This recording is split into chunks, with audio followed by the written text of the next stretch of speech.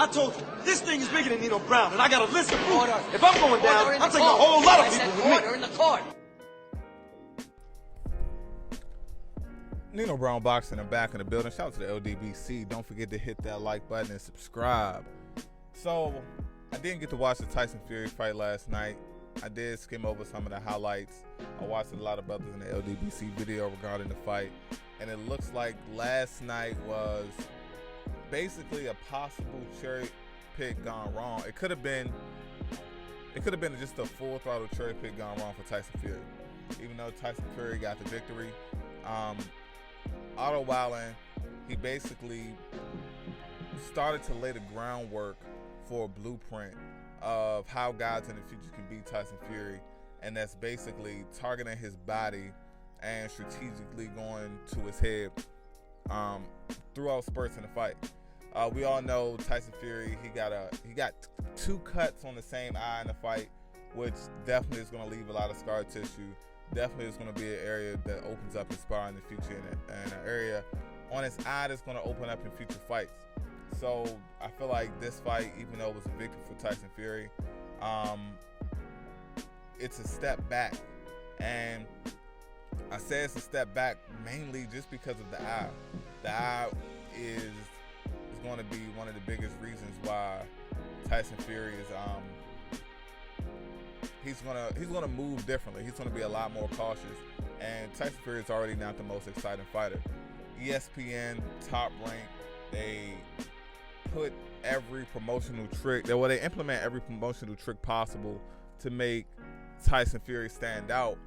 But while they're stepping on the gas and they're going full throttle, and it's still not going to be a major success. While we have the PBC, on the other hand, they continuously align their fighters with other sports industries. And even though I look at this particular move, it's just marketing genius. You have Errol Spence aligned with the Dallas Cowboys. You have Jared Hurd aligned with the Washington Redskins. You have Javante Tank Davis aligned with the Baltimore Ravens. But Errol Spence Jr. is leading the pack because he's made appearances with FC Dallas and the Texas Rangers. So Errol Spence is going across many platforms, which is baseball, football, and soccer.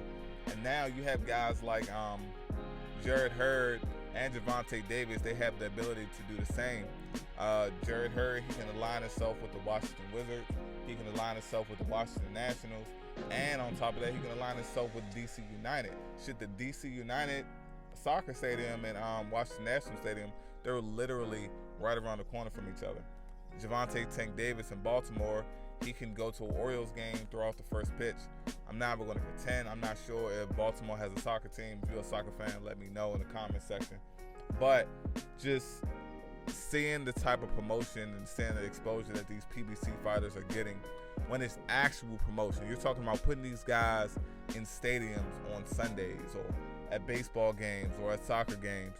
PBC has a full grasp on promoting their fighters and putting them out there in the forefront and making them become, basically, PBC has strong efforts of aligning boxing with the mainstream sports, and it's definitely going to catch on.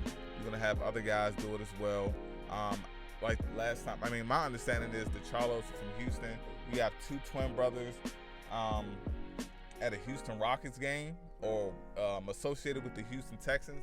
I'm not sure if that's their team or that's who they're a fan of, but just for promotional purposes. If I'm the Charlos, I'm going to the Houston Texans game. I want to be a part of that. I'm going to see the Houston Rockets. I want to get on the court during the halftime show this upcoming NBA season.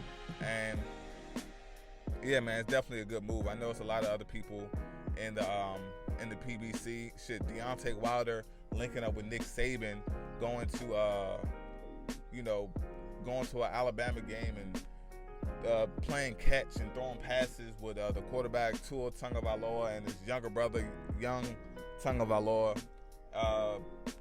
It's just great exposure, great opportunities, and this can definitely become a trend within the PBC, aligning themselves with a lot of the guys in other sports, football, NFL, college football, basketball, all that good stuff.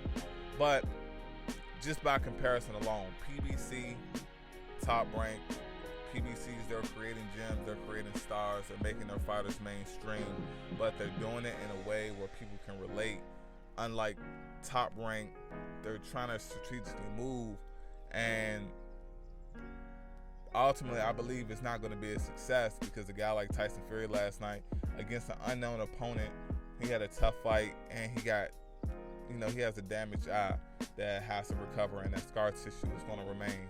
So we'll see what happens in the future, but hey, hats off to the PBC for once again putting one of their fighters in mainstream. It's just shout out to Otto Wallin for giving Tyson Fury a run for his money, giving Deontay Wilder a perfect target on his eye, that scar tissue to open up. It's Needle Brown Boxing. Shout out to the LDBC, and I'm out.